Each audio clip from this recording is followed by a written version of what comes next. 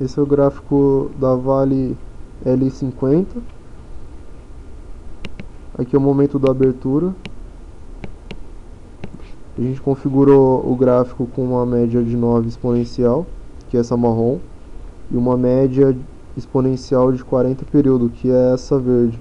Esse gráfico é período intradiário com tempo intradiário com período de 1 minuto. Cada barrinha dessa quer dizer 1 minuto. Então essa etapa vai funcionar da seguinte forma: a gente sempre vai esperar o cruzamento das médias. Sempre que houver um cruzamento de cima para baixo da média de 9 com a média de 40, que nem aconteceu nesse período aqui, o momento é de venda. Você vai sempre posicionar uma venda de opção ou de ação. Sempre que houver um cruzamento de cima para baixo, a média de 9 com a média de 40, o momento é de compra, que nem aconteceu aqui. Só que você tem que sempre esperar a confirmação. Nesse período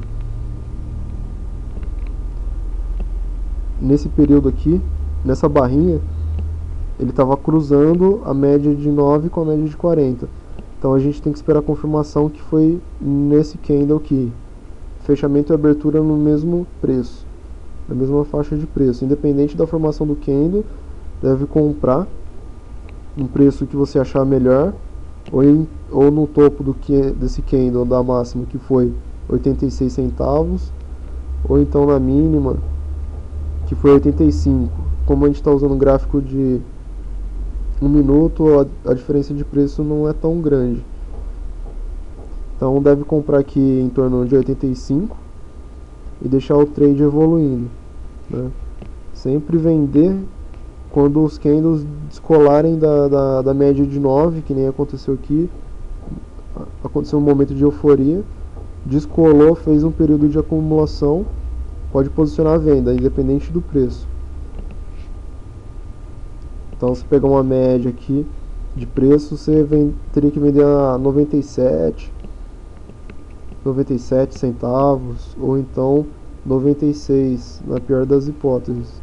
Então, comprando em 86, vendia a 86, 10 centavos de lucro no bolso. Ou então você pode fazer a venda no cruzamento da média de 9 com a média de 40, de cima para baixo, que nem aconteceu nesse momento aqui, né?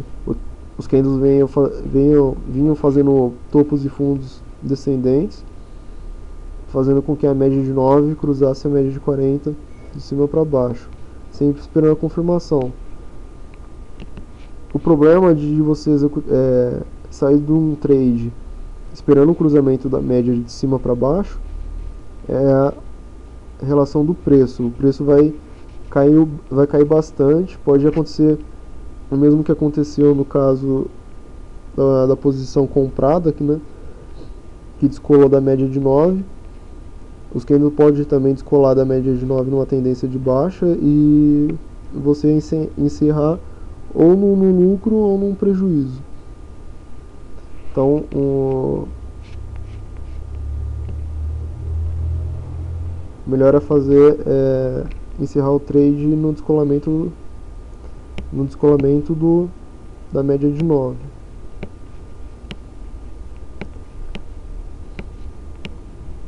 Então aqui a gente iria iniciar esse trade perto da meio-dia e iria encerrar ele em torno de meio-dia e 20, meio-dia e meia. Depois disso o mercado ficou meio devagar, normal nesse horário, né, sem tendência. Quando foi perto das 2 horas da tarde, o mercado começou a reagir de forma pessimista, fazendo topos e fundos descendentes. Você poderia fazer um lançamento de opção aqui para ganhar um pouco a favor da tendência, que seria a venda nesse cruzamento em torno de 92 centavos nesse período aqui, né? E a compra no cruzamento de cima para baixo. Ou então você já iniciar uma posição comprada nesse período aqui perto das 3 horas da tarde. Independente do tamanho do candle, esperar sempre a confirmação. Independente se ele abriu com gap ou não. Nesse caso, você teria que comprar nesse candle.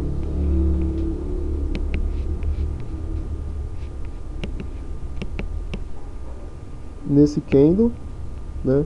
Esse que tá a mãozinha do mouse seria o candle do cruzamento.